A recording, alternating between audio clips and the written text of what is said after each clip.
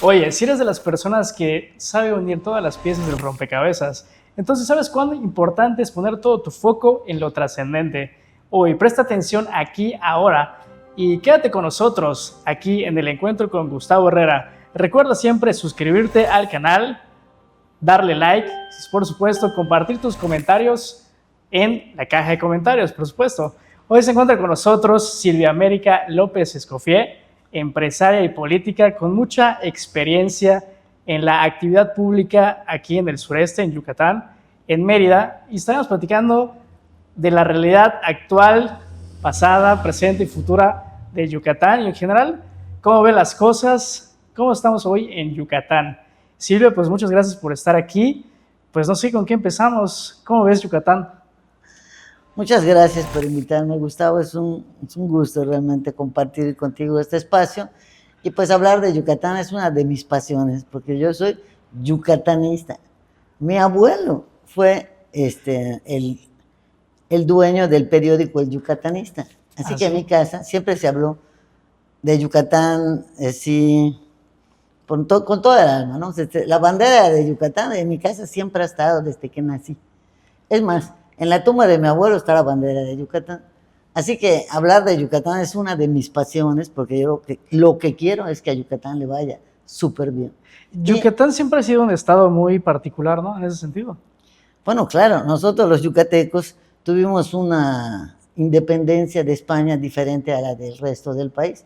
Nosotros nos independizamos como 15 días, unos días antes que México de España, y fue directamente, y no fue con balas ni peleando, lo hicieron los sanjuanistas, que por cierto, nadie se ha dado cuenta que ya ni siquiera están en el parque donde había un monumento de los que lucharon por nuestra independencia. ¿Tú sabías eso? No, la verdad, la primera vez que escucho eso. Ya no hay el monumento, ya no existe. No, un día desapareció. ¿Te acuerdas que estaba en el parque de los sanjuanistas, en la colonia campestre? Sí. Esos fueron los que realmente llevaron a cabo la independencia de Yucatán. Si quieres, luego te paso más datos sobre eso.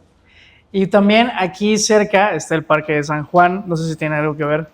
No, no tiene. O sea, los parques y las zonas de cómo se creó la ciudad, Santana, San Juan, San Sebastián, fueron barrios de la ciudad que... no sé qué ves, ya me acordé. Ahí se reunían los sanjuanistas. Sí, me parece que hay una placa tienes toda la razón. Es que hace tiempo aquí se reunían los sanjuanistas o algo así, sí, pero después fue porque el párroco de la iglesia era uno de los que convocaban para las reuniones clandestinas que tenía para lograr la independencia de Yucatán. Sí, tienes razón, pero se me olvidó. Oye, eso bueno, la verdad es que no había escuchado el periódico yucatanense. Yucatanista. Es muy diferente de yucatanense a yucatanista. El istmo es el apasionamiento. El apasionamiento. Hacia algo. ¿Y el yucatanista? El yucatanista es algo con menos pasión. Okay. ¿Pero era una revista? ¿De qué época estamos hablando? El yucatanista. Ese periódico existió desde 1940, creo que un poco antes. Mi abuelo escribió siempre y tuvo que salir del país por sus escritos. Y murió en 1960, hasta que murió en el 63, 64. No sabía de la existencia de ese medio. Periódico. Sí. Es como, era de opinión, era noticias. De política. Política. Pura política. En contra de los malos gobiernos. Ok. O sea, señalaba a los que no amaban a Yucatán, a los que le hacían daño a nuestro estado. Yo tengo varios libros de mi abuelo, además, en la casa. El Yucatán en la cruz, Bajo el cielo de mi tierra. Escribió muchos libros. Y en general, ¿cómo observas pues la situación política de Yucatán, en nuestro querido estado de Yucatán, hoy en 2025, desde tu punto de vista que has participado desde que tengo uso de razón en actividades y en la acción política local? Pues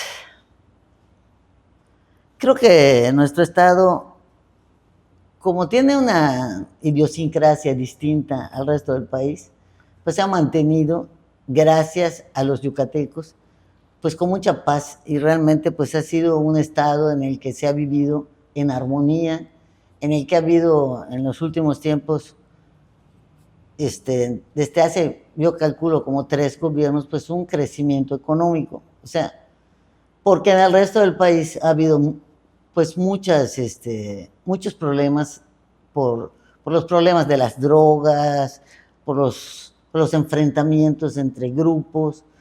Ahora, ¿cómo veo Yucatán? Yo veo un Yucatán que desde el gobierno de Rolando ha mantenido una línea. Porque no soy priista, no, quiero aclarar acá que yo no tengo ni un partido.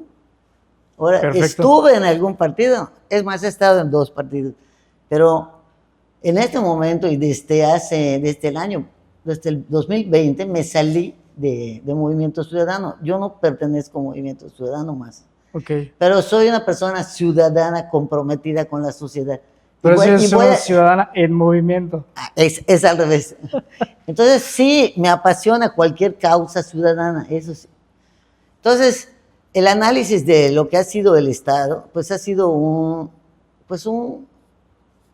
parte de mi vida, ¿no? O sea, creo que el gobierno de Rolando, al darle continuidad desde el gobierno de Víctor Cervera, vamos a llamarle así, don Víctor puso, pues un Yucatán en paz, ¿no? Le metió muchas ganas, para poner a gente en la policía y en seguridad pública, en la que los yucatecos nos sintiéramos en paz, ¿no? Y le metió mucho a la economía, don Víctor. No sé si tú habías nacido en la época de don Víctor. Sí, creo que sí. Bueno, no me acuerdo. Le metió mucho a la economía. Luego hubo un tiempo en que hubo muchos problemas, la verdad es que con Ivonne fue un desastre. Creo que Patricio no lo hizo tan mal, pero de este Rolando quisiera yo abordar. Pues ha estado Saidén a cargo de la seguridad. Yo creo que ha sido para nosotros un baluarte muy fuerte, porque luego vino Vila y le dio continuidad, y luego ahora viene Huacho y le da continuidad. Okay. Y en cuanto a economía, el secretario de Seguridad de Rolando se quedó en el tiempo de Mauricio, y ahora todo lo de que es economía en el Estado le está dando como continuidad, a pesar de que no está el mismo titular. O sea, son como las prioridades. ¿Eso qué hace? Pues la economía y la seguridad van como de la mano, ¿no? Porque los inversionistas, al ver que Yucatán es un estado pues que va en progreso, o progresista, pero no progresista desde el punto de vista cultural, sino progresista en cuanto a que la economía ha ido creciendo, pues se sienten seguros y van invirtiendo en nuestro estado. Y esto ha traído pues inversiones importantes, y los gobernadores creo que se han puesto las pilas para atender esta situación. Y yo quiero decir, ahorita que venía hacia acá precisamente, empecé a ver que había mucho extranjero. Y eso trae dinero al Estado. O sea, sí. Toda esta zona, desde que entré al Paseo Montero, que viene del norte a sur, había mucha gente de fuera. Eso da seguridad. Entonces, Yucatán yo creo que es un estado que para México es un gran valor, ¿no? Nosotros somos un baluarte realmente para el resto del país, porque vivimos situaciones totalmente distintas a lo que se vive hasta de los de acá al lado de Campeche y los de Quintana Roo, porque la gente tiene confianza en nosotros los yucatecos, y también no solo se debe a que esté Saidén, que tenemos paz, sino porque también los yucatecos de toda la historia, desde que se creó Yucatán, ha sido con una cultura de mucha paz, somos gente que no agarras el machete y lo sacan como en Tabasco, ¿no? O como en otras partes del país, sino que se puede hablar, se puede dialogar. Y por otro lado, pues también está el amor a Yucatán. Nosotros, como amamos a nuestra patria chica que es Yucatán, pues la defendemos para que no se inserten personas que vengan a traer pues inestabilidad en nuestro estado. Yo así es como lo veo. No creo que sea solo que la política o el que llegue va a llegar con una varita mágica a arreglar las cosas, sino que también hay que entender que el pueblo yucateco apoya todas las causas buenas. Por ejemplo, cuando se hizo el cambio de la primera, que yo la viví, la primera alcaldía que fue de un partido de oposición, fueron los ciudadanos los que realmente salieron. Eso fue en el año... ¿Los 70s eso fue? Sí, en los 70. En los 70s. Yo estaba muy Con jovencita. Víctor Correa Rocho, ¿cierto? Con Víctor Manuel Correa Rocho. Sí. La gente salió a las calles. No puedo olvidar cómo estaba el Paseo Montejo, lleno de gente, todo el Paseo Montejo caminando, luchando por las causas, ¿no? Por una causa, porque no es una persona la que realmente a la que se sigue, sino que los yucatecos somos personas que luchamos por causas. Luego, cuando ganó Ana Rosa en el año, ¿qué año habrá ganado Ana Rosa? La primera ocasión, en el 90 y algo, ¿cierto? 91, me parece. Si no, Sí. 90 o 91. También pude ver cómo los ciudadanos yucatecos salieron a las calles a organizarse. O sea, decían, estas urnas no se las van a robar. Y la gente de esta, vamos a suponer que aquí estuviera la casilla, rodeaban la casilla para que no se la robaban, porque en esa época se robaban urnas. Es un pueblo consciente el yucateco. El pueblo yucateco es un pueblo que ama Yucatán y que defiende sus raíces. Y creo que eso es lo que ha hecho que sea el único estado que sea pacífico. Porque, por ejemplo, la gente ¿cuál es la diferencia con Cancún si hay más economía en Cancún? En Cancún hay hoteles, hay playas, sí, hay un montón de cosas. Pero la gente no tiene identidad. No. La identidad cultural. La identidad cultural, no, o sea, no aman a Cancún. Bueno, yo creo que no lo defienden. En cambio, nosotros amamos y defendemos nuestras casas, nuestras colonias, participamos en cualquier colonia que vayas. La gente es muy participativa. ¿Pero qué dirías, por ejemplo, a la gente que piensa que ese éxito precisamente, que están viendo a los extranjeros o están viendo gente que migra por otras causas, digo, desgraciadamente el tema de la seguridad, pues como que hay cierta xenofobia o rechazo que a lo mejor esa parte cultural se puede perder, y también obviamente la paz también? Bueno, yo puedo entender a Trump de que no le guste que llegue gente que van a perturbar a su país, ¿no? Sí. Pues tampoco los yucatecos queremos que venga gente a perturbar nuestro estado, o sea, que vengan aquí a los cárteles o gente que no ame Yucatán. Nosotros, esa cultura y esa identidad es lo que nos ha hecho pues ser diferentes y estar orgullosos. Todos los yucatecos estamos orgullosos de nuestra cultura. Y el que venga, pues tiene que amar lo nuestro también. Y eso los enamora. Y en lugar de que ellos nos vengan a imponer sus costumbres, empiezan hasta a hablar de maya. Bueno, las palabras en maya que usamos, que si el chico, que si el tuch. Y creo que no hay xenofobia, yo no creo eso. O sea, creo que en todos los lugares del mundo, porque yo he vivido fuera también de Yucatán, cuando llegas a un lugar invasivamente hay un rechazo, ¿no? Eso es natural. Okay. Pero llamarnos xenofóbicos para nada. Creo que amar lo nuestro es un orgullo, ¿no?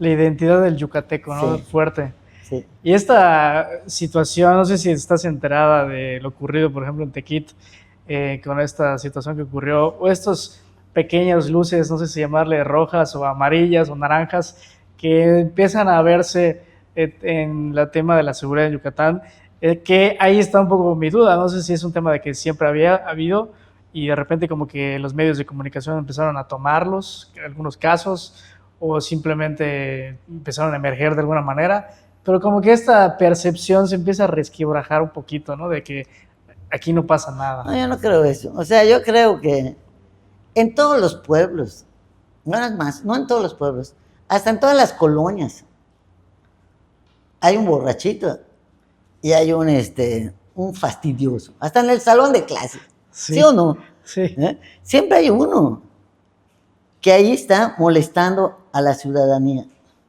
Yo estoy a favor de la gente de Tequita, porque sí he recorrido todo el estado, sí me he metido a las comunidades, o sea, en todos los cargos que he tenido, he sido presidenta de partido también, o sea, parte de diputada, acompañé mucho a un presidente y una presidenta del PAN a recorrer pueblos. Entonces yo te puedo asegurar que en cada municipio, en cada comisaría, en cada colonia de Mérida, hay una persona que fastidia a las niñas, que fastidia, que hace el bullying, como le dicen, que está molestando y robando. O sea, no es que en Yucatán se viva, o sea, que no haya el 100% de paz. O sea, ¿cómo explicarte? Siempre existe en todos lados una persona o varias personas que están perturbando a la sociedad. Aquí lo que está fallando ahorita, y desde hace ya algún tiempo, no es de ahorita, es aquello que le llamaban la puerta giratoria, ¿no? ¿Te acuerdas? Que agarraban al ladroncillo, vamos a llamarlo así, o al que está fastidiando, o al drogadicto, y por alguna razón lo detienen y al día siguiente van y salen. Cuando la última vez que fui diputada, estuvimos analizando el tema profundamente con el secretario Saide. Entonces él le llamaba a la puerta giratoria, que había que ver cómo parar esta situación, porque los expedientes en el Poder Judicial no quedaban totalmente bien integrados, unos le echaban la culpa a los otros, los del Poder Judicial, fuimos a hablar con los del Poder Judicial, ellos decían que en la policía no integraban bien el expediente. Entonces, no se ha podido corregir esta situación en la que se detenga a una persona y se haga justicia de verdad. Entonces, está fallando la justicia. Es el tema de la integración de expedientes. Le echan la culpa. Habría que ver con más profundidad y hacer un análisis, cómo hacer para que, porque también están los grupos de derechos humanos que defienden, que yo estoy a favor de los derechos humanos, obviamente, pero lo que está pasando es que, vamos a suponer que este chavo que yo no lo conocí, el güero, ¿no? Sí. Y estaba fastidiando a la viejita y luego la mató, ¿no? Pero sí, antes de la viejita, te puedo asegurar que ella había fastidiado a varias personas en la esquina o a la vuelta. Bueno, sí, por decir, es un ejemplo, ¿no? Así he visto en muchos municipios, no solo allá en Ixil, he visto, y no los detienen, las policías municipales tampoco ayudan mucho, falta capacitación para las policías municipales, pero no podemos decir que en Yucatán está entrando en un momento como el crimen organizado, en el que estén confrontadas las bandas, porque no de eso estamos hablando. O sea, no hagamos o no hemos llegado allá. Volver un asunto político, algo que no, que es algo que existe, que siempre va a existir y que siempre va a existir que está fastidiando a la gente. Y desde que soy niña, yo crecí en una hacienda con mi papá era ganadero, y allá en el pueblo cerquita, siempre había borrachitos, y me decían, no vayas a salir porque es borrachito, porque fastidia. Y siempre he visto que las escuelas las hicieron luego en las carreteras, que las niñas cuando van a clases no hay totalmente seguridad, porque siempre hay una persona en el municipio o en la comunidad que no se le castiga como debe de ser. No sé si me explico. Es como el loquito del pueblo. Siempre hay una persona, el loquito del pueblo. Vamos a llamarle así. O sea, un poco... Despectivamente. No está bien decir el loquito, pero el que no se adaptó a la sociedad. Ok. El que no suma, va. El que no suma. El que no suma. Entonces, yo estoy segura de que han pasado en otros municipios, en otras comunidades, de que se hartan porque realmente pues no hay justicia. Lo iban a soltar a los 2 días, ella iba a matar a otra persona. O sea, fue más el tema de que ya sabía tal vez la gente que era reincidente y ocurrían estas cuestiones. No, es que ya sabías que ya los habían fastidiado, estoy segura, Okay. porque ya lo he visto en otros municipios. Y sin embargo, Yucatán siempre ha sido un estado con altas incidencias de suicidio y este asunto de la salud mental que más o menos está un poco conectado con la necesidad de algunas personas de tener cierta conducta con sustancias, ¿no? Tal vez no es así realmente 100% conectado, pero algunas personas sí que están en una situación de depresión o lo que sea, se refugian en esas sustancias. Entonces, ¿cómo ves esa parte? Porque desde que yo tengo uso de razón, siempre ha estado Yucatán Sí, en los primeros lugares de suicidio. lugares de suicidio, sí. Sí, es verdad, o sea, creo que es un poco cultural también. Sí, es una situación que se dice, se atiende, pero realmente no se profundiza en el problema. Ahora, la última vez que fui diputada, hay varios grupos que atienden, sociales, de la sociedad, o sea, causas, esa es una causa ciudadana. El suicidio es una cosa que no se atiende a fondo. Y eso, hay muchas personas que en su familia han tenido este problema y, y se han organizado para atender este caso. Y desgraciadamente, los gobiernos no les queda dinero para esas causas, ¿no? O sea, Okay. se gastan el dinero pues en otras cosas y faltaría más hacer conciencia O sea, no es prioridad, trabajo. no ha No es sido, prioridad, no ha sido digamos. No prioridad. ha sido prioridad. Para ningún gobierno, a pesar de que las cifras han sido muy altas y que siempre hemos estado como en los primeros lugares, desgraciadamente, en suicidio. Creo que sí, también, como tú dices, el alcoholismo de Yucatán es altísimo. Ah, el alcoholismo también. El alcoholismo estamos en los, creo que pueden ir de la mano la situación o las dos situaciones. Habría que atenderlo a fondo. Creo que el alcoholismo, fíjate, es uno de los pocos temas que constitucionalmente tienen obligación el municipio, el Estado y la Federación. Porque todo en la Constitución está separado, ¿no? Lo que le toca al Estado, lo que le toca a la Federación y lo que le toca al municipio. Pero el alcoholismo, el problema del alcohol, todos tienen facultades y tienen la obligación de atenderlo y no se atiende.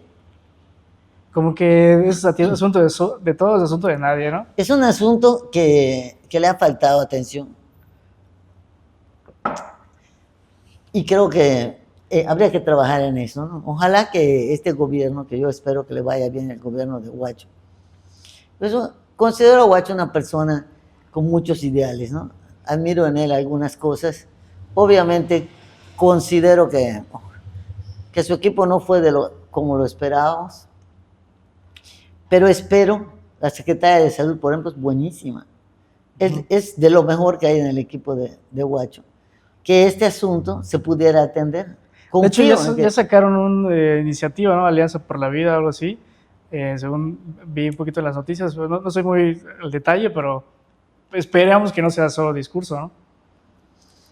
Pues la secretaria se llama Judith Ortega, la secretaria de Salud. No sé si has oído hablar de ella. La verdad no. Poco se ha hablado de ella en los medios, pero es un valor muy alto en este gobierno. Y creo que tendría ella que oír este podcast y atender la situación del alcoholismo y el suicidio en Yucatán para tener una mejor sociedad, ¿no? Sí, yo recuerdo que siempre ha estado Yucatán en los primeros lugares de suicidio. No sé por qué, no sé a qué se debe, es el calor, son las cervezas o qué diantres, ¿no? Pero y aparte creo que la mayoría son hombres los que deciden. Sí, hay una mayoría de hombres. Creo que las mujeres en Yucatán son mujeres que se comprometen más socialmente.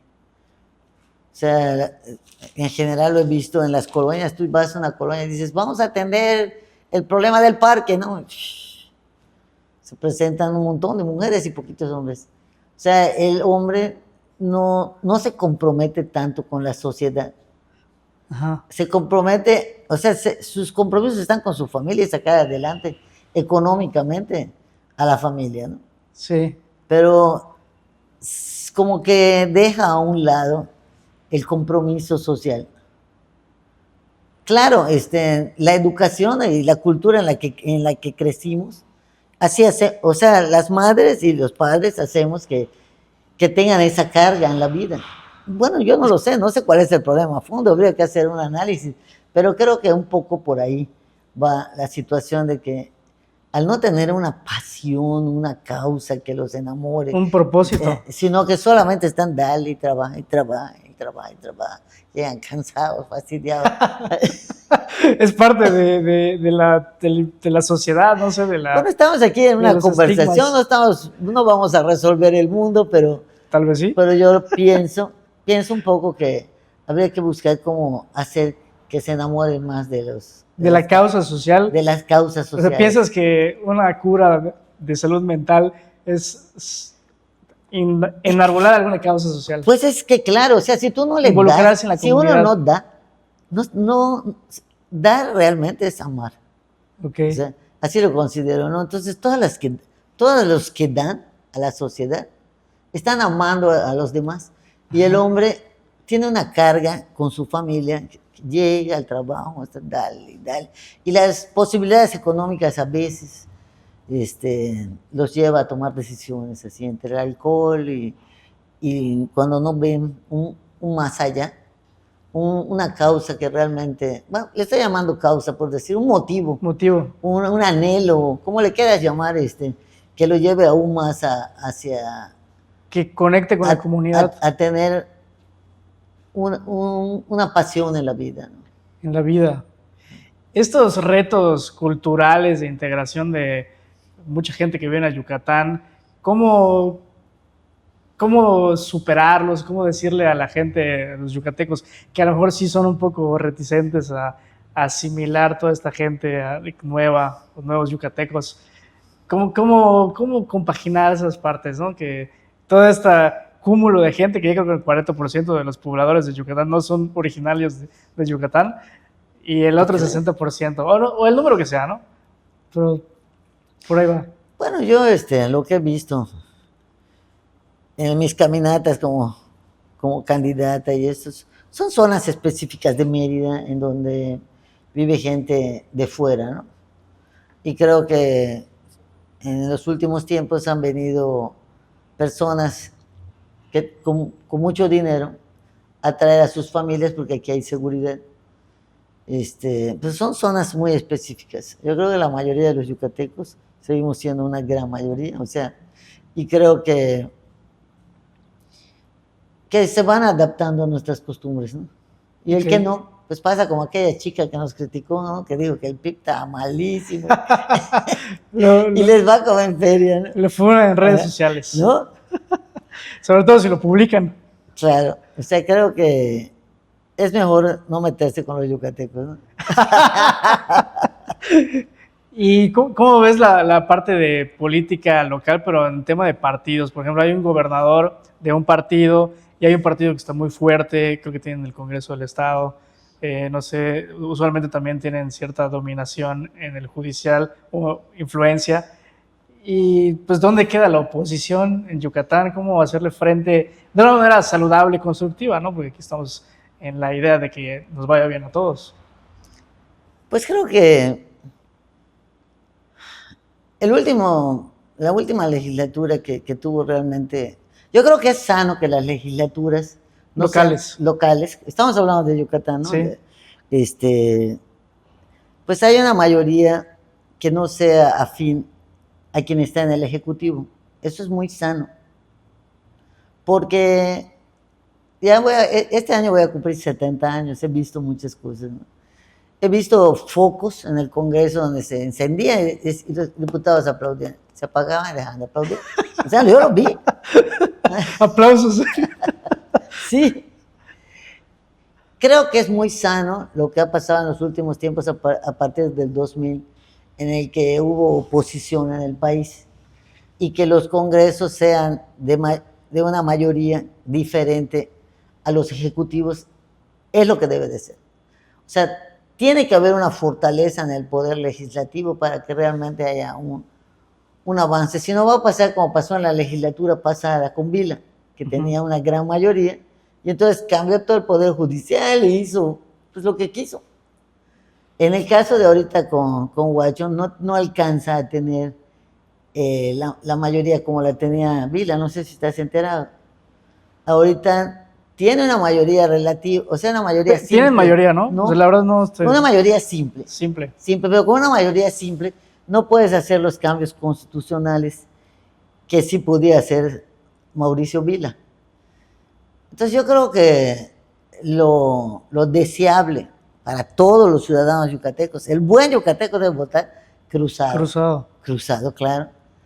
Porque no es sano el que se aprueben los créditos que piden, no se revisan las cuentas. Para la existencia del poder legislativo, o sea, ¿para qué se crea el poder legislativo? Pues para eso, para que realmente las cuentas sean analizadas, sean verificadas, haya un ente que sea una división de poderes, así se llama. La división de poderes no quiere decir la confrontación de poderes, quiere decir que cada quien tiene que hacer su trabajo bien hecho.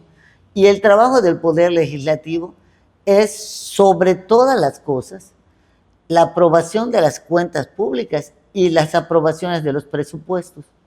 Y si tú te llega un presupuesto y solo ni lo revisas y lo pasas, no estás haciendo tu trabajo. Entonces, ni una coma le cambian. El poder legislativo se creó en Francia, digamos, en el siglo XVIII. La división de poderes se creó y a partir de entonces, en los países democráticos, los legislativos realmente hacen su trabajo. No como aquí en Yucatán, que últimamente, o en México, ya no se está haciendo el trabajo, nada más se está aprobando por aprobar. Y pasando precisamente a la escena nacional, pues como observo de lo que ocurre precisamente en el judicial, con todos estos cambios constitucionales, que prácticamente la Constitución, bueno, es mi opinión, ya queda como un papel pues sin valor, porque claro, cada 5 minutos lo están cambiando. Pues están ratificando lo que estoy diciendo, porque entonces se pierden los contrapesos. Pues entonces mejor que ni existan, se vuelve a la dictadura y ya está. O sea, es que esto es una dictadura disfrazada, que es lo que vivíamos en la época del PRI, que yo lo viví cuando estaba Luis Echeverría, se volvió a esa época. Estamos regresando. Hay un retroceso en lo que se ha vuelto, antes se llamaba PRI y ahora se llama Morena. Es lo mismo. Es lo mismo. Es lo mismo. Y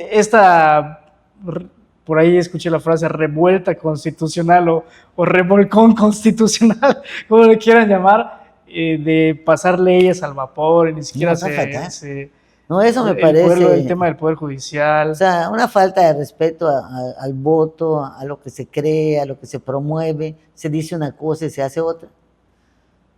Eso es, desgraciadamente, lo que estamos viviendo ahorita, ¿no? A nivel nacional. Sin embargo, no quiero ser tan fatalista. Pues yo veo a esta señora que ahora es nuestra presidenta, la veo con mejor actitud que el presidente pasado. La veo con más ganas de respetar las leyes. De hecho, creo que en los propios morenistas, ellos sí están empezando a confrontarse. Allá sí, hay una oposición interna. Aquí en Yucatán no está pasando nada. Pero ahí hay ya grupos, ¿cómo pasó con el PRI? Que se dividió. O sea, ¿de dónde salió el PRD? Del PRI. ¿De dónde salió Morena? Del PRI. O sea, López Obrador fue presidente del PRI en su estado. O sea, el PRI, en aquella época, él trabajó en el gobierno, López Obrador, de Luis Echeverría. Y muchos de los que estuvieron en su gobierno trabajaron con Luis Echeverría, o sea, muchos priistas. Es toda una mentalidad que ha vuelto y que desgraciadamente, pues, a nuestro país, estos 6 años que acabaron con López Obrador, pues gracias a Dios ya se acabaron, ¿no? Ahora le veo a la señora, le quiero dar, pues está empezando. Y yo la veo con más ganas, con más faldas que López Obrador. López Obrador era puro hablar, y realmente no hacía nada. Y yo veo ahorita en ella, pues un poco más de enfrentamiento hacia los grupos de poder del Aunque hay crimen quien dice que organizado. está políticamente acorralada por el presidente anterior, porque puso ahí a toda su gente, y que tiene poco margen de maniobra. Que ojalá me equivoque. Pues, pero poco a poco puede ir haciendo cambios también. Yo creo que hay que esperar un poco más de tiempo para calificarla. Yo espero que este gobierno le vaya bien. O sea, todos queremos que a los gobiernos que están, como tanto el estatal como el federal, les vaya bien para que a nosotros todos nos vaya mejor, ¿no? Es lo que queremos. Y en lo que se pueda ayudar, estamos para ayudar. No estamos para criticar y confrontar nada más, porque sí, sino yo creo que sí hay que darle un tiempo, aunque yo no estuve a favor para nada de Morena en las elecciones pasadas, estuve apoyando en la elección federal a Xóchitl. Pienso que, bueno, eso ya pasó. Ahora es lo que tenemos y es lo que hay. Es lo que Y es lo que hay. Y cuando es como cuando estás en tu casa, bueno, ¿qué es lo que hay? Esto hay, pues con esto hay que trabajar. Y con eso hay que trabajar y sacar adelante al país, entre todos. Sí. Eso es lo que creo. Y hablando del tema del poder judicial, hablamos de la división de los poderes y cómo cada poder tiene su función. Esta manotazo, esta metida de mano del poder ejecutivo, legislativo, el ejecutivo realmente, al judicial con este tema de las elecciones, ¿cómo ves esa reforma absurda? Bueno, en mi opinión, absurda. Pues eso espero que no sea muy malo para nuestro país. O sea, creo que en ningún país del mundo se elige. Bueno, ¿con quién? Si tú fueras juez y fuiste electo y el dinero con el que financiaban tu campaña, vas a hacer compromisos, como parece que se están haciendo los que llegan, ¿no? Sí. Eso les coarta la libertad de trabajo. Sin embargo, creo que el Poder Judicial sí le ha faltado una reforma a fondo. No creo que sea la mejor reforma. Creo que hay que todavía trabajar en esa reforma. Porque es lo que te decía, lo que pasó en el caso de Tequite. O sea, el Poder Judicial realmente no sé si le falta recursos, le falta una transformación a fondo. No creo que se haya hecho la mejor reforma, pero creo que tampoco lo estaban haciendo bien los que estaban. Sí, completamente, no es un tema bueno, de apuntar el dedo, pero usualmente, al menos en la parte penal. Es todo un problema para nuestro país tremendo, ¿no? La falta de justicia. Entonces no vaya a pasar más casos en los que la gente vaya tomando justicia. De hecho, pasa mucho en otros estados del país, en Michoacán, ¿qué pasó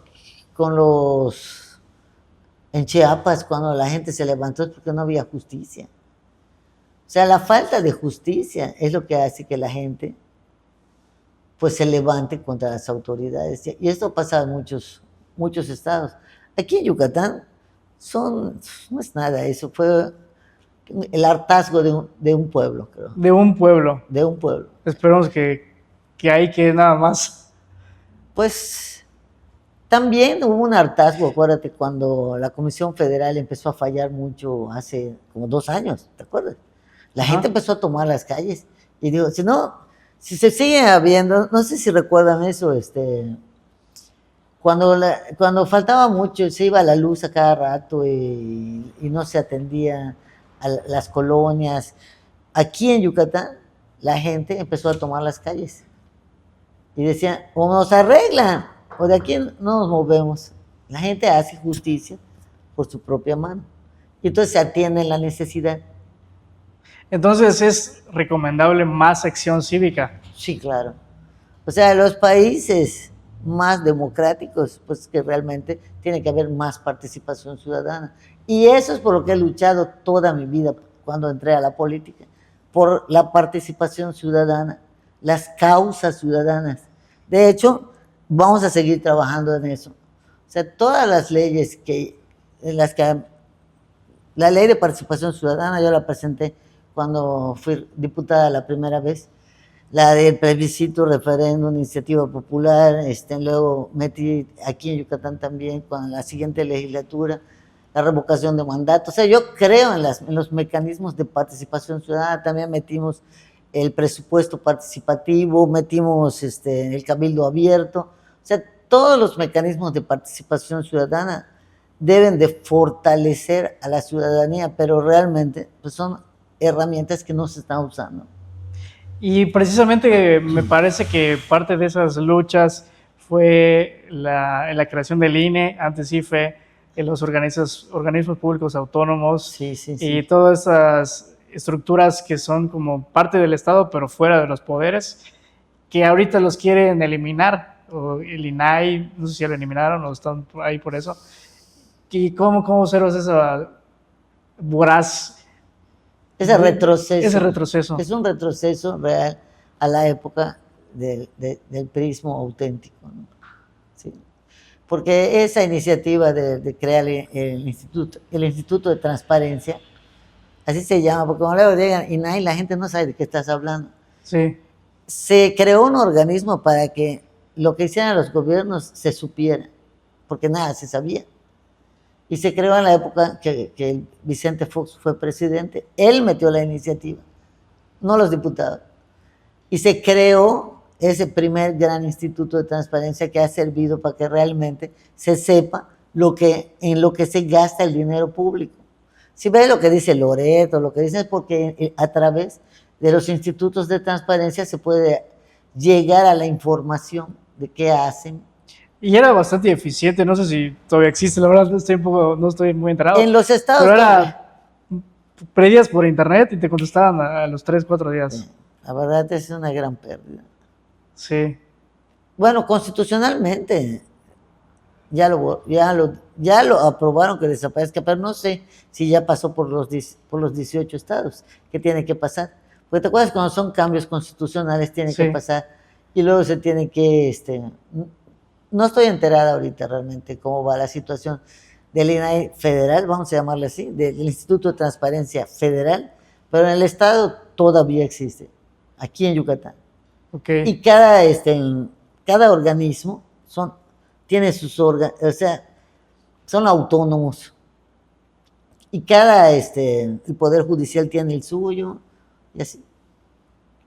Y hablando de la oposición partidista... No sé si me expliqué de eso.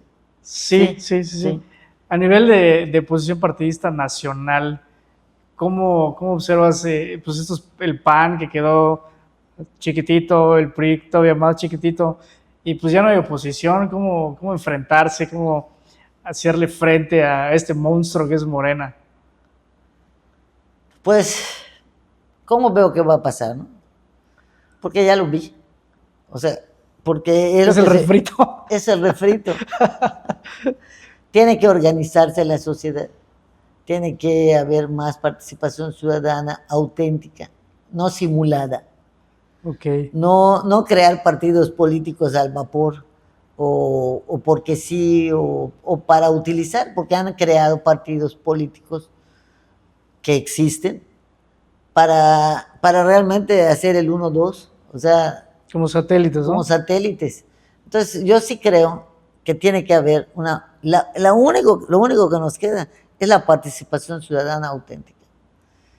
En la época ¿qué época era? Cuando se crea Alianza Cívica Popular, Alianza Cívica Nacional, fue como en el año 94, si mal no recuerdo, que se hizo una convocatoria nacional a todos los grupos de ciudadanos, no de partidos, de ciudadanos o personajes que tuvieran una fuerza social, ¿no? Y se crearon primero uno que se llamó Movimiento Ciudadano por la Democracia, en el que de todas las entidades habíamos, porque yo estuve ahí, como en el año 91, estaba hasta Cuauhtémoc Cárdenas ahí, como unas 300 agrupaciones representadas. Yo fui por el Frente Cívico de Yucatán. Yo antes de entrar al PAN estuve en grupos ciudadanos y por eso creo en la participación ciudadana.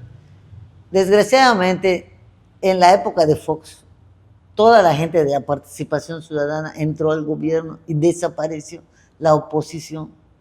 La parte ciudadana. La parte ciudadana estructurada, porque Ok. había una ciudadanía estructurada, porque en Campeche había en grupos ciudadanos autónomos y libres, en los que fuimos formando agrupaciones diversas, como estoy diciendo, más o menos en el 90 es cuando yo empecé, en el Frente Cívico. Luego en el 91 se creó este movimiento nacional, luego se creó Alianza Cívica Nacional, fue como en el 94, 97, ya se iba haciendo más grupos ciudadanos. De allá sale Santiago Krill. O sea, Santiago Krill entra al PAN porque lo invitan. Josefina Vázquez Mota entra al PAN porque la invitan, porque eran ciudadanos que participaban en grupos ciudadanos. Entonces, el presidente Fox hace su gobierno de muchos ciudadanos y eso le molesta a los panistas. Porque cuando esperaron tantos años de llegar al poder, esperaban ellos, como el PRI, pues agarrar Pastel. el pastel, vamos a llamarle así, repartirse. Rebanada. Pero Fox, que fue un presidente muy congruente, y creo que ha sido el mejor presidente de la historia de México. Eso es lo que yo creo. Me atrevo a decirlo porque lo vi. Okay. O sea, viví lo que hizo es meter contrató unos scouting, le llamaban scouting, porque eran los que buscaban. Headhunters, o talentos, buscadores de talentos. Buscadores de talentos, y buscó a los mejores del país y los puso no importa de dónde venían, los puso en las secretarías. E hizo su gobierno de eso. De ahí salió Xochitl Gálvez, ¿cierto? Sí, cierto, así fue. Por eso yo estuve en la campaña de Xochitl, porque creo en ese tipo de personas. En las personas que buscan dar, no que buscan tomar. Uh-huh. Y desgraciadamente el PAN nunca apoyó el PAN como partido dejó a Vicente Fox bastante solo. O sea, el Congreso estaba como coordinador Felipe Calderón y en el Senado estaba como coordinador Diego Fernández Ceballos. Como Diego había sido candidato, pues nunca apoyó a Vicente, lo dejaron solo. Y yo siento que ese gobierno, que pudo ser mucho mejor, no tuvo un Congreso también que lo apoyara. Le faltó al Congreso a Fox. Le faltó el apoyo, no a él, sino a las iniciativas para mejorar el país. Ok. Entonces, ¿cómo construir ciudadanía en esta época que estamos retrocediendo? Pues hay que volver a lo mismo, los 70. a crear. Entonces, empezar de cero otra vez. Empezar a crear grupos ciudadanos, y que se vayan estructurando, pero no que vayan haciendo partidos. Sin partidos. Sin partidos, no. Pero en algún punto se necesita un partido de oposición, ¿no? No sé si son los que están ahorita o otros, pero... Pues los partidos actuales de oposición, ¿qué te ha pasado en el PRI? ¿Por qué ha desaparecido el PRI? Porque la gente se fue a Morena. O sea, los priistas se fueron a... El PRIAN está en Morena. El PRI está en Morena. El PRI. El PRI. El Partido de Acción Nacional ha estado cerrado desde hace muchos años y no deja entrar a nadie. Ok. Y entonces no permite crecer su militancia ni... Se han ido saliendo algunos, ¿no? Y se han ido a Morena. ¿Quién? Bueno, Guacho. Guacho era del PRI. Y por allá... Guacho inicialmente fue mi compañero diputado. Ajá. Él venía del PRI. O sea, la formación de Guacho es priista. Ok. Entonces priista antes que panista. Y luego morenista. Bueno, yo considero que Guacho inició con Víctor Cervera como priista. Es una persona que tiene mucha palabra. Me parece una buena persona. O sea, yo lo he tratado. Creo que cuando se compromete, y eso no todos lo cumplen, él trata de cumplir. Es su mayor virtud y es su peor defecto. Fíjate, ¿cómo puede ser? Porque él es bueno, confía en la gente y da su palabra. Y cuando da su palabra, esta gente lo va a traicionar. O sea, es lo mismo que, no me estoy explicando con claridad. Es un hombre de ideales. Ok. Y ha confiado en los que lo han apoyado. Él ahora el que lo apoyó en campaña, güey, desde que inició esta aventura en la que hoy está metido, o esta responsabilidad más bien, es una gran responsabilidad. Hubo mucha gente que lo apoyó desde que se salió del PAN, y esta gente le ha dado un espacio. Yo creo que estos, ahí están. Pero durante la campaña empezó a meter a más gente, todos los del PRI que entraron. Y estas personas, él les dio su palabra. Los que abandonaron el barco. Esos son los que realmente no le van a devolver la lealtad a él. Ah, ok. Ya entendí. O sea, todos esos que llegaron de la última oleada son los que tienen menos compromiso con... Claro, con la sociedad. Ideológicamente. Y nosotros estamos esperando que a Huacho le vaya bien, y ellos estarán esperando que el gobierno de Huacho le vaya bien. Pues seguro están esperando que a ellos mismos les vaya bien. Y eso es una gran diferencia. Y eso es una gran diferencia. Ok. Pues ojalá que realmente sí le vaya bien, ¿no? No, pues claro, pero él tiene que estar muy, muy claro en esto, ¿no? Sí. Oye, ¿qué piensas de todo este asunto de Estados Unidos, México, la relación bilateral, Trump, México, la presidenta, esta pugna que hay? Creo que estamos viendo cosas que nunca pensamos ver en la vida, ¿no? Como la pandemia. El Golfo de América. Como la pandemia, ¿no? O sea, creo que hemos vivido cosas terribles, y creo que ahora con ver a un presidente que no lo considero que esté bien mentalmente, así definitivamente creo que no, creo que hasta su mamá lo ha dicho, no sé, no soy la primera en decirlo. No sé. Y bueno, yo vi un video que decía de la mamá que ojalá que su hijo no llegara al poder porque, bueno, X. ¿Cómo lo veo? Yo veo que es una persona que realmente no está normal, que tiene un exceso de poder, y creo que, pues ahí está, el Congreso de Estados Unidos tiene que hacer su trabajo. Okay. Ahí es donde está, y si realmente son demócratas, como dice que lo son. Aunque, por ejemplo, ganó mayoría. Pero no tiene una mayoría que pueda hacer cambios constitucionales. Okay. Tiene una mayoría apenas. Y eso es lo sano, es lo bueno.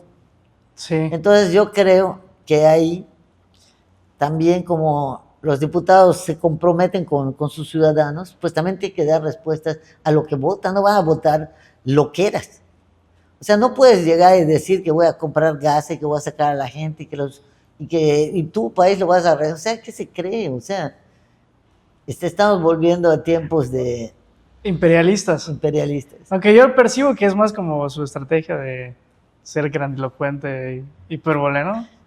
Y sí, bueno, pero yo creo que no llegas allá para eso. Llegas allá para servir o para tomar los problemas que tienen su gente y llevar adelante el país. Es lo que yo creo que debe de hacer, ¿no? No estar allá confrontando a Estados Unidos con el mundo. O como esta cosa de los aranceles, ¿no? Que realmente yo creo que no tiene la intención de ponerlos, es nada más es para chingar, por decirlo. O sea, es como para chingar a México de que, oye, arregla tu frontera, haz lo que yo digo. Pues lamentablemente, pues como un chantaje, ¿no? Es como un chantaje, como exactamente. Un chantaje, ¿no? O sea, si nomás das esto, pues entonces es como el niño del salón que llegó a hacer maldades, ¿no? Ajá, hasta que la gente tome su propia, pues busque su propia justicia, ¿no? Y esta, pues es como una especie de guerra cultural, no sé, que con Trump, pues parece que hay una oleada que está ganando, ¿no? El conservatismo contra el progresismo, por eso es progresismo cultural de LGBTQ, Z, este tema woke? ¿Cómo ves ese choque cultural? Pues es que es un retroceso también, ¿no? O sea, porque la libertad es lo primero, ¿no? Y creo que la libertad de decir lo que uno quiere hacer en la vida se debe respetar, ¿no? Bueno, yo estoy a favor y siempre lo he estado de que sea así. Nosotros promovimos que saliera el matrimonio entre dos personas y luchamos por eso en el Congreso local, no sé si te acuerdas. Sí, claro, Y que creo por un tiempo que fue por la amparos. falta de respeto a esto me parece tremendo. Muy buena la película esa de Emilia Pérez, ¿ya la viste? La verdad no la he ¿No visto. la has visto? No, pues Dicen que está muy mala, ¿no? no, pues está muy buena esa película. Emilia Pérez, Sí. la que va a ganar todos los premios o no sé qué. O sea, no sé si va a ganar premios, pero a mí me pareció que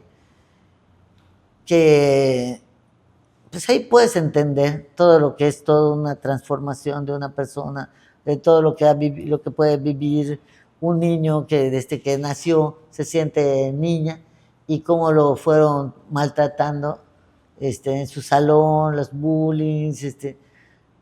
Creo que no hay que ver una película, eso lo podemos ver en todos los lados, como hay un maltrato, hay una homofobia.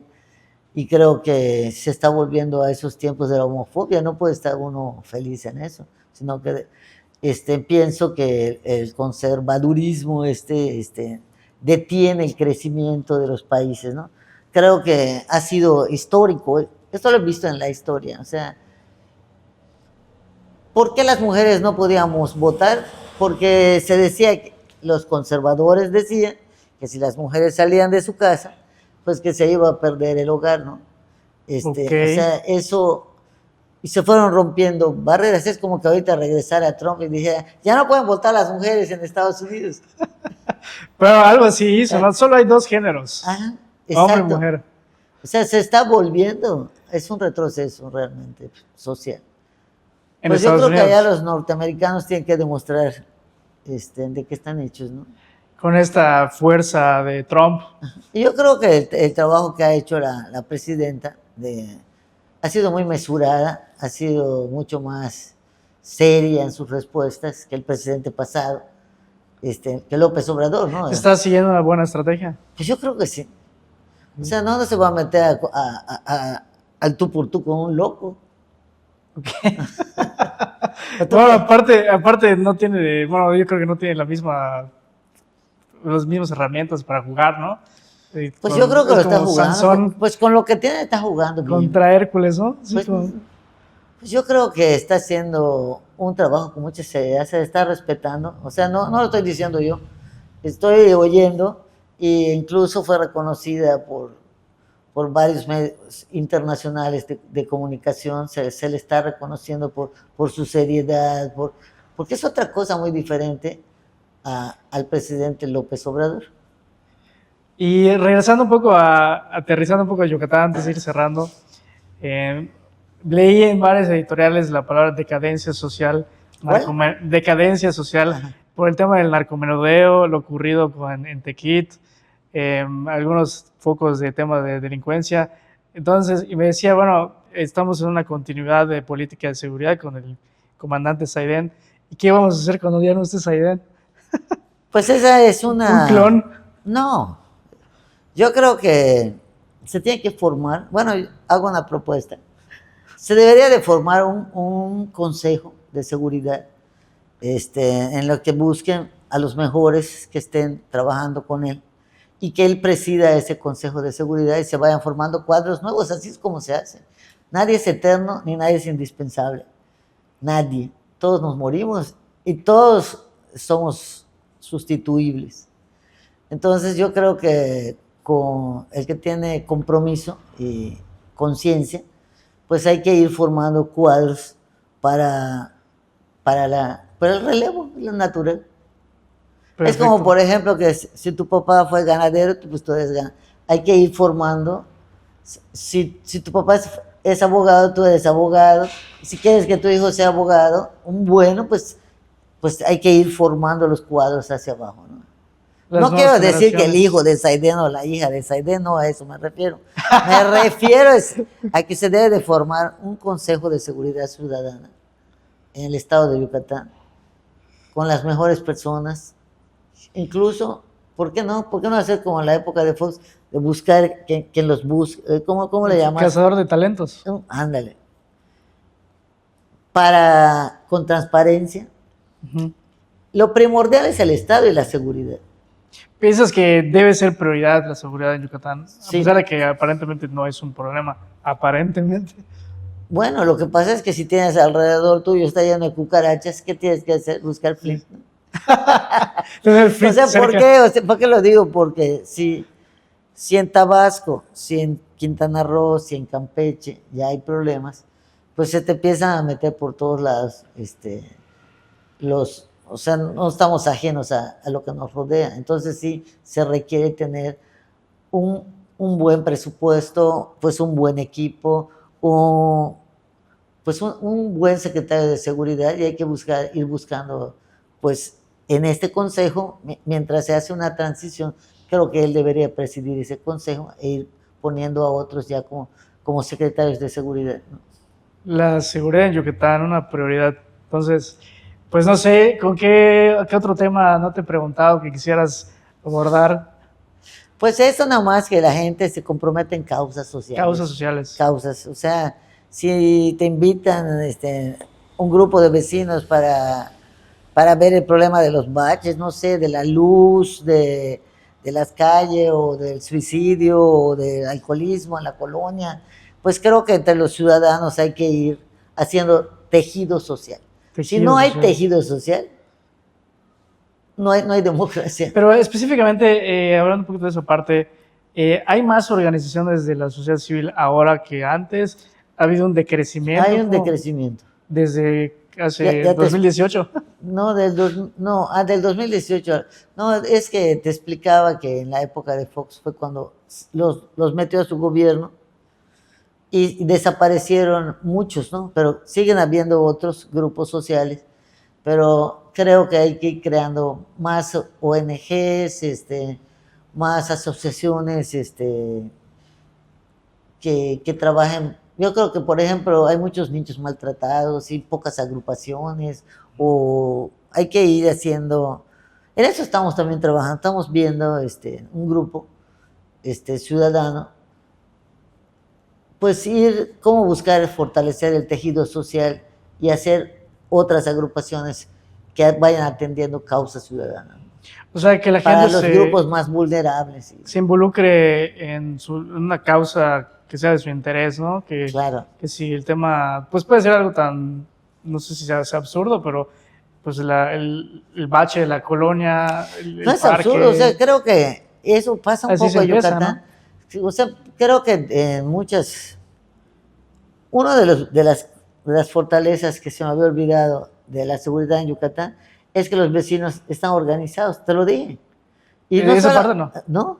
Bueno, te lo dije cuando las elecciones, pero normalmente están organizados, por ejemplo, por decirte, en las Américas hay grupos de vecinos, y como ahora hay comunicación por chat, Es grupos lo de que chat dice alguien de vecinales. Cancún, que somos muy chismosos. Exacto, eso es una gran fortaleza. No es que somos chismosos, somos solidarios, sociales, Ok. y nos cuidamos entre todos. Y eso es un gran valor que no lo tiene nadie. Ándate a Cancún a ver, ni te voltean a ver. En cambio, el yucateco es, óyeme, no sabes de qué era el mercado. Sí, te llevan, atienden, ayudan, buscan. Y creo que lo que hay que buscar es que los ciudadanos nos organicemos. Si solamente me puedo organizar con mis vecinos, con los vecinos, y hacer juntas y analizar cómo se está trabajando, no tener miedo. Sí. Y eso es Que importante. al fin y al cabo es como una especie de, bueno, alguien es muy religioso, ¿no? De que tiene su apostolado. Tienes que tener tu apostolado ciudadano, ¿no? También. Bueno, la política es un apostolado también. O sea, creo que es bien importante qué futuro, qué país le vas a dejar a tus hijos. ¿Y Sí. qué vas a dejar a ver cómo se hunde, o vas a trabajar para sacarlo adelante?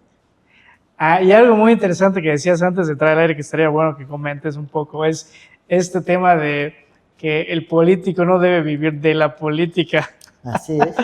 ¿Cómo lo observas en este país? Pues es que el que no tiene dinero y entra a buscar dinero, pues no es un político, es un truán. Okay. Entonces yo creo que el servicio público ha perdido la esencia de servir. Uno entra a servir. Yo en mi tiempo, y muchos entran y hemos perdido o ha decrecido nuestros patrimonios, que luego los he restaurado, por estar atendiendo en asuntos de, cuando fui diputada, pues abandonas como sea, es como que ahorita que te inviten, ¿no? Ajá. A ser diputado, o entra a un partido, o estar en un cargo público, pues abandonas tu negocio. Sí. Y cuando abandonas tu negocio, pues las cosas pues no van tan bien. Entonces lo único que hay que hacer es cuidar las dos cosas. Nunca olvidar que eso se acaba, que los tiempos para estar en un cargo público siempre se van a acabar, como la vida misma. Todo tiene un fin, un principio y un fin. Y creo que el que entra y que va a vivir de eso para toda la vida me parece fatal, ¿no? Me parece que pues que así no va a cambiar el país. Y creo que eso ha sido uno de los grandes problemas de nuestro país. ¿Por qué el priismo se convirtió en morenismo? Porque son los mismos. No saben hacer otra cosa. No saben hacer otra cosa porque los que, no voy a decir apellidos, pero por decirte, en Ticul son los mismos. En Tizimín son los mismos. En Valladolid. Las familias. Son las familias. Entonces no saben vivir de otra cosa y de eso no es servicio. Entonces creo que hay que ir los vecinos, entre todos, ir haciendo un análisis y no decir nada más en apoyar, porque lo más cercano a los vecinos pues son los alcaldes, ¿no? Ir analizando quién sería un buen alcalde en los municipios pequeños y desgraciadamente pues hay mucha pobreza. Y antes de ser político tienes que aprender a hacer negocio. No, desde luego. O sea, creo que pues algunos han entrado de la universidad directo a algún cargo público y creo que hay que primero tener un patrimonio y luego entrar a servir. Entonces, sobre todo para las nuevas generaciones, que a lo mejor algunos nos están viendo, pues que se dediquen a hacer negocios primero. No, yo creo que independientemente de que tú tengas o el que quiera dedicarse al servicio público, también tiene que tener un patrimonio propio. Si no, es un pobre político, acuérdate. ¿Cómo era la frase? Un pobre político es un político pobre. Algo así. Es un pobre político. Okay. Entonces tienes que tener, para poder ser libre, la libertad te la da el tener de qué vivir, para no vivir de la política. Todavía es el misterio de cómo vivió un expresidente de 18 años. Nadie sabe qué onda. Eran 200 pesos muy mágicos los que tenía en la cartera. Y creo que eso, pues, hay que ir denunciando las situaciones. Sí. Y pues ojalá los jóvenes que nos están escuchando tengan claro que aunque tuvieran un cargo público de primero, ahorrar, invertir en un negocio propio. Yo siempre se lo decía a mis compañeros, no, esto se acaba. Ahorra, invierte en tu propio negocio para que crezca, para que tú puedas ser libre y tomar las decisiones con libertad. Porque si solo vas a ir a alzar la mano o hacer lo que te digan porque no tienes más remedio, pues entonces no hay futuro para el país. ¿Y Yucatán es un buen lugar para hacer negocios? Todos lados. O sea, yo creo que el ser un buen profesionista, el ser un buen plomero gana un montón de dinero, un buen electricista. O sea, de lo que seas, hazlo bien. Hacerlo bien. Y te va bien. Yo creo en eso, ¿no? ¿Y tú crees no crees que ahorita gana más un plomero que muchos que están terminando la carrera? Totalmente, sí. Entonces se debería de enseñar más estos oficios. Sí, y estrategias de negocios, que es un poco lo que hemos estado explorando en en este canal y seguiremos explorando, pero también de repente me interesa. Creo que sería un tema interesante. Meterme al tema político también a veces, un poquito de todo.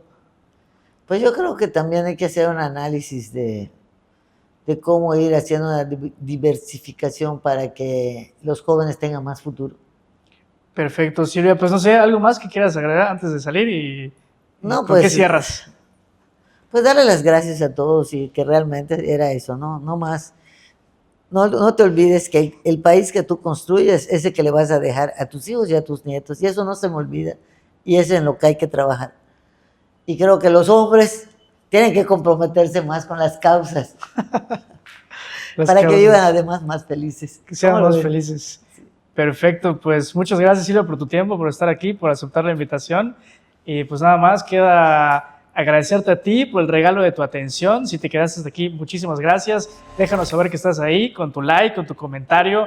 Y nunca olvides, siempre recuerda suscribirte al canal y presta mucha atención a las redes del Encuentro con Gustavo Herrera para el próximo episodio. Gracias y hasta la próxima.